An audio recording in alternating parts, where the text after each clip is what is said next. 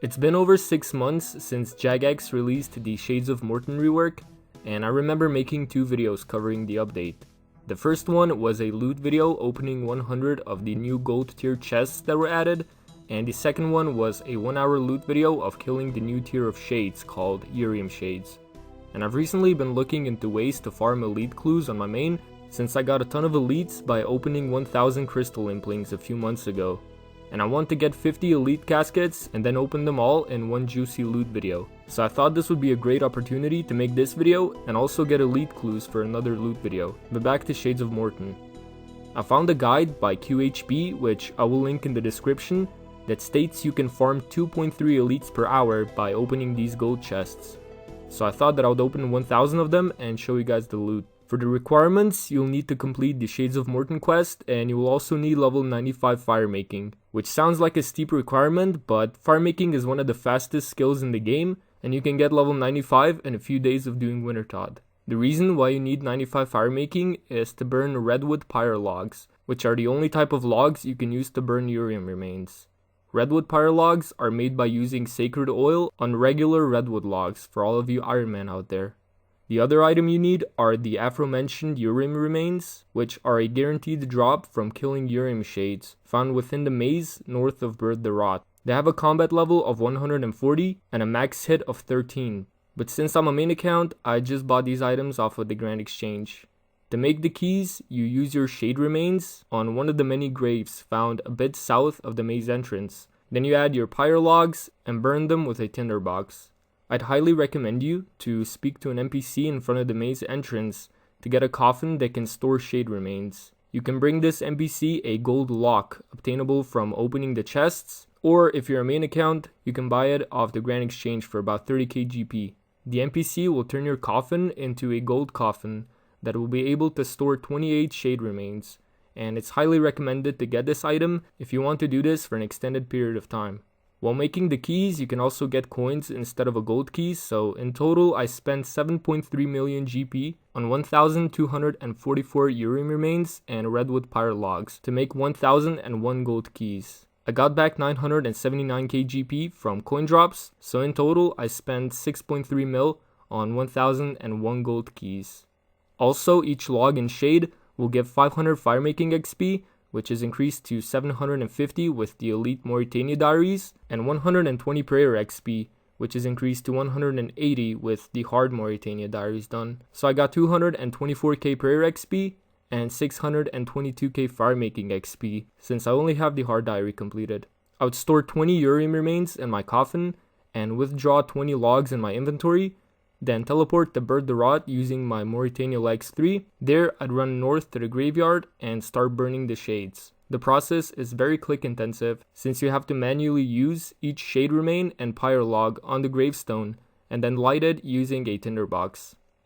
This process took me about 3.5 hours to do, but this time can definitely be shorter if you want to be efficient. I just couldn't be asked. Now notice how I have different types of gold keys in my bank. There's 5 different types of keys to open 5 different chests. All keys give the same item rewards, but the only difference is that some of them have a slightly lower drop rate than others. I'd recommend you to watch QHP's video if you want to learn more about that. As for the rewards of the chests, there's a bunch of alchable items such as rune and adamant armor, but you can also get a dragon mace, a dragon longsword, and a dragon dagger, as well as a dragonstone ring among others. For the uniques, there's quite a lot to cover, so let's start with Zealot ropes. This armor set will give a 1.25% chance to save a bone or ensouled head while training prayer per piece equipped, so in total you have a 5% chance if the full set is worn. The chests have a 1 in 28 drop rate per piece, and you cannot get duplicate pieces. The robes are untradeable, so this is the only way in the game to get them. Next up are the blood and swampbark scrolls.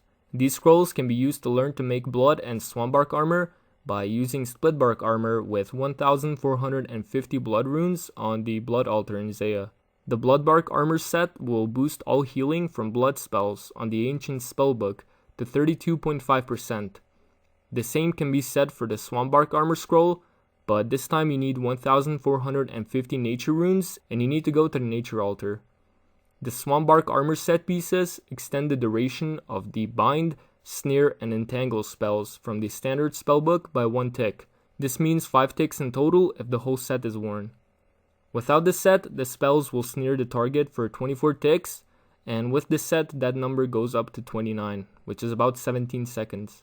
Both of these sets are not used very often since Ice Barrage exists, and the blood spell healing increase is not really worth it, since the sets have about the same bonuses as Mystic Robes, which are considered a fairly low level magic gear. You can also get an Amulet of the Damned, which buffs Barrow's armor and is currently sitting at about 34k GP. And you can also obviously get Elite Clues at a drop rate of 1 in 144 for all types of keys.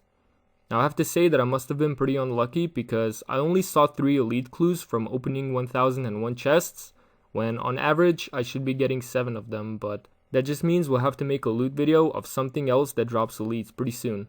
The process of opening the chests took me about an hour to complete, and as you can see upon opening the chests, there's a 5% chance an undead Zealot will spawn. These are level 34 zombies that have a max hit of 4, so they're not really much of a threat, and I just ignored them while opening the chests. Without further ado, let's check out the loot. Okay guys, so as you can see, I already have 859k in my inventory, as well as 120 U-logs and some death and soul runes, which I got from opening the chests. But as you can see in the loot tab, I have full Zealot robes, which is going to be pretty nice for training prayer because I'm only level 80, and I think they actually look pretty sick. But as you can see, I got a bunch of alchemy drops.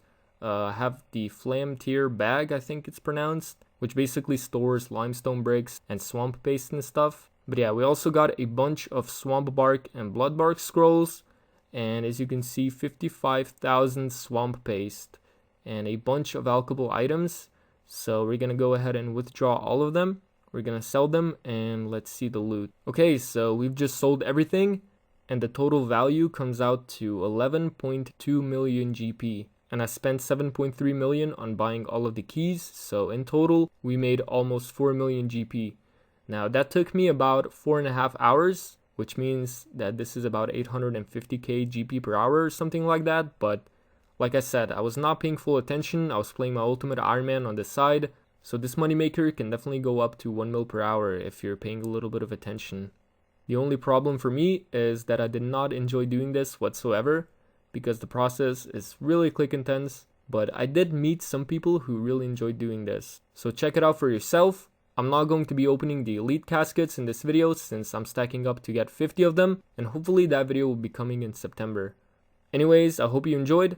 If you did, leave a like, it would be greatly appreciated. Subscribe to the channel, we're nearing 3,000 subscribers. And a new Ultimate Iron Man progress video will be coming next week, so make sure to click the bell next to the subscribe button because I will be posting when the 99 agility party is going to happen. With that being said, I hope you guys enjoyed the video and have a wonderful day.